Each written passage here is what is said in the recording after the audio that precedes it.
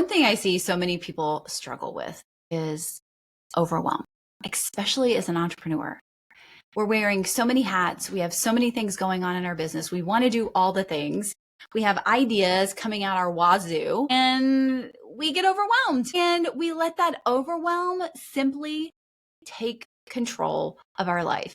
And sometimes we are in such overwhelm that what ends up happening is that we just feel paralyzed. We just stop and we don't do anything.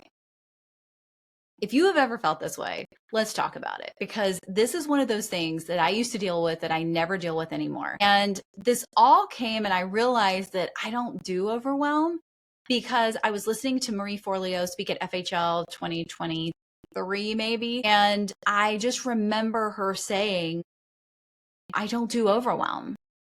And I was like, I don't either, actually. This is great because I see so many people dealing with this, but why don't I deal with overwhelm?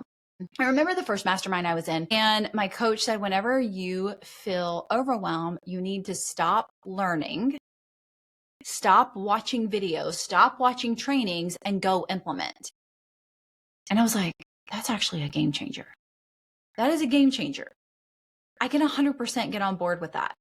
And so what happened was, every time I started feeling overwhelmed, I went and implemented what I learned.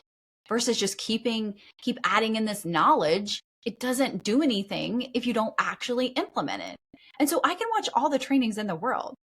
It doesn't make me a better human, a better entrepreneur, a better visibility expert if I don't implement it, if I don't test it, if I don't use strategies and create it, right? It doesn't do me any good. And so learning a lot is great, but never implementing is not great. How many times have you read a book and it had homework with it and you're like, yeah, I'm just not going to do that? Well, that homework is there for a reason. It builds on top of each other. And then you read the book and you forget about it and you feel like it didn't really do anything for you. It gave you some ahas and some motivation, but that's it. That's the reason why. That's the difference between people who are high achievers and people who are just like, yeah, no, I'm good. The second thing is that I had a friend that said this one time, and I love this, and we all have to-do lists, and they probably all seem never ending. But it's not called a to-done list. It's called a to-do list for a reason. Okay? In my planner that I created, by the way, I have a list of 3 to 5 priorities. Those are my priorities that I'm going to do. I also have a list, the way I set it up inside this book, that I have non-negotiables every single day. So the non-negotiables aren't necessarily on my to-do list, but they're non-negotiables. I don't forget to do them, but before I didn't remember them, I had to check them off, which is what I teach inside of this planner, but they're non-negotiables. I create content every single day. I make an offer every single day. I serve my clients every single day, right? I learn every single day something, but I'm also implementing it. I take action every single day. And so when we don't know what to do, right? That can also feel overwhelming. But when we have a list of non-negotiables, when we have a list of, here are my 3 to 5 priorities every single day, as long as I get these done, that's all that matters. Anything else is a bonus, will really help cure any of that overwhelm that you have. Overwhelm can also come from indecision.